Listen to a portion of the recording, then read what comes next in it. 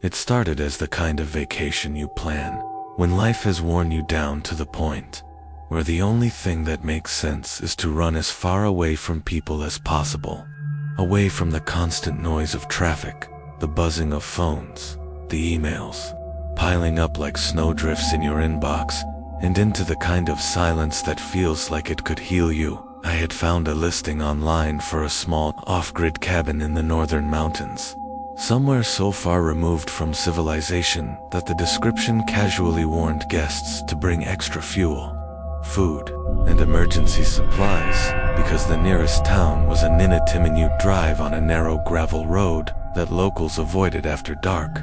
But that only made it more appealing to me, because the further away from the world I could get, the better the pictures showed a weathered cedar structure tucked at the edge of dense pine forest, with a wraparound porch, an old stone chimney, and a view of a lake so still it looked like a slab of polished obsidian, and I imagined myself sitting out there with a cup of coffee in the early morning, the mist curling off the water, not another soul in sight for miles. I didn't even think about how strange it was that the owner insisted on being paid in cash, or how there were no reviews newer than 2 years ago, and I ignored the faint feeling that the photographs had a slightly unreal quality, like they'd been taken in some other time. The drive up was long and winding, the asphalt giving way to gravel that cracked and popped under my tires, and the further I went, the more it felt like the world I knew was peeling away behind Messel's service dropped to nothing.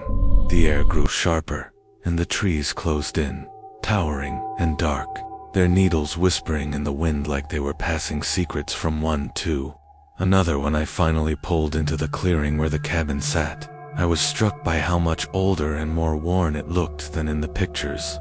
The porch railing sagging slightly, the roof shingles curled and faded, but there was something about its age that felt authentic, even comforting in a strange way, like it had been standing guard here for generations.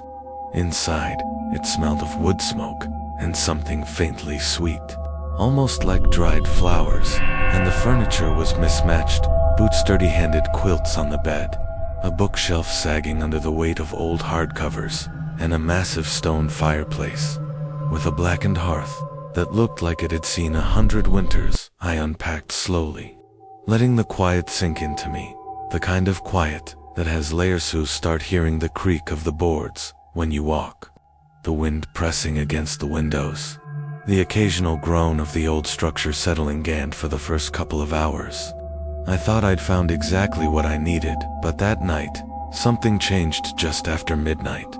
I woke up for no reason, the fire having burned down to glowing embers, and I lay there listening to the forest outside. At first, it was normal distant rustles in the underbrush, the occasional owl bit. Then I realized I could hear footsteps, slow and deliberate, crunching over the frozen ground outside the cabin.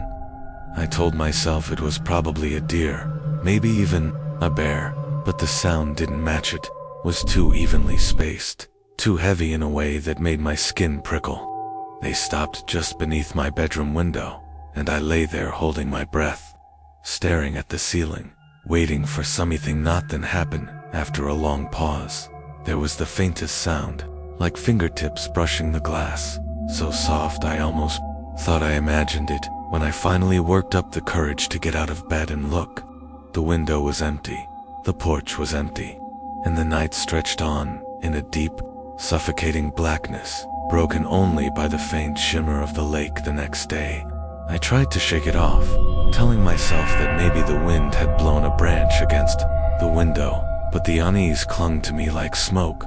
I spent the morning hiking a trail that led around the lake, the path narrow and uneven, and I noticed something odd. The trees on the far side were carved with symbols, crude and overlapping, some of them so deep the wood had scarred around them, and there was no sign of chainsaw marks or human-made clearings, just those strange, looping shapes that seemed to spiral in on themselves. By the time I returned to the cabin, the sun was already dipping low, staining the mountains in deep orange light, and the shadowed edges of the forest seemed to press closer that night. The footsteps came again, this time circling the cabin slowly, pausing every few steps. And on sagest, once I heard a voice, low and hoarse, speaking words I couldn't understand, the syllables dragging like someone was forcing them through clenched teeth.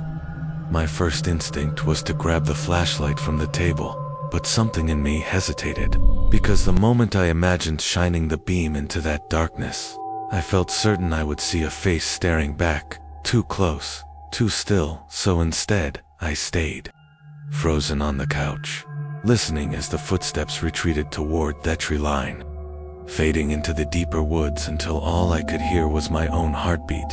In my ear, sleep didn't come easy after that, and when the first pale light of morning crept through the curtains, I stepped outside half expecting to find fresh boot prints in the frost. But the ground was untouched, no tracks at all. Not even the ones I'd left yesterday when I carried in firewood. I told myself maybe the frost had hardened over in the night, but my gut twisted in quiet disagreement. To distract myself, I decided to explore further down the narrow dirt road that led past the cabin, winding between tall pines and vanishing into a bend I hadn't seen from the driveway. After about 15 minutes, I came across a clearing, and in the center of it was an old wooden frame half, a cabin, half a ruin with its roof collapsed inward and its walls leaning at unnatural angles. It looked abandoned for decades. But what caught my attention was the door. It was still upright, the hinges rusted but intact, and carved into the wood were the same spiraling symbols I'd seen on the far side of the lake. They were deeper here, gouged so violently that the edges of the carvings looked almost burned. Something about the place made the hair on my neck rise, and I found myself backing away without realizing it. The rest of the day passed uneventfully. But as dusk settled in, I couldn't stop thinking about the ruined cabin and the strange fact that the air around it had felt still, like the forest itself was holding its breath. That night, the sounds started early, around 10 p.m., just after I'd put another log on the fire. The same slow, deliberate crunch of footsteps, but this time they didn't pause at the window. They moved straight to the porch, the boards creaking under weight, and then came a long, dragging sound, like something heavy was being pulled across the wood. My throat went dry, my hands numb, and when the dragging stopped, I swear I heard breathing, close enough that the glass of the front window should have fogged.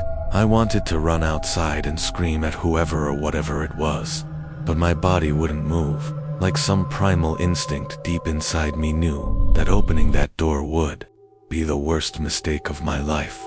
After what felt like an hour, but was probably only minutes, the sound faded again, retreating toward the lake this time. I didn't sleep at all, and when dawn came, I forced myself to walk the length of the porch, scanning for marks. There were none, not a single scratch, and the frost was again undisturbed. I decided to call the owner to ask if anyone else lived nearby, but my phone still had no signal, and the cabin didn't have a landline. The idea of packing up and leaving crossed my mind, but I told myself I was overreacting, that maybe isolation was getting to me faster than I'd expected. Still, I couldn't bring myself to go near the lake, not after the footsteps had gone that way. Instead, I spent the next day chopping wood and trying to keep busy, but every time I glanced toward that tree line, I had the distinct feeling that something was there, just beyond sight, watching. That night, I locked every door and window and piled more wood onto the fire, determined not to let fear control me. But sometime past midnight, the voice came again, closer this time, clearer, though the words were still twisted, like they were meant for ears that weren't human. And then, as the firelight flickered, I heard the unmistakable sound of my own name, whispered from just outside the door. And that's where my story ends, or at least, that's where I'll stop telling it. Because even now, when I think back to that cabin, to the lake, to the ruined frame in the woods, with those symbols cut so deep they'll never fade, I hear things. Not every night, not even every week, but some nights, when the world is quiet, and the wind shifts just right, I hear the crunch of footsteps in the frost, slow and deliberate. Sometimes they pass by, other times they stop, just outside. I don't go to the window anymore. I don't want to see where what might be standing there. And if you're ever tempted to rent a little remote cabin just to get away from it all, remember this: some places are empty for a reason, and some doors, once opened, never really close. Sleep well if you can.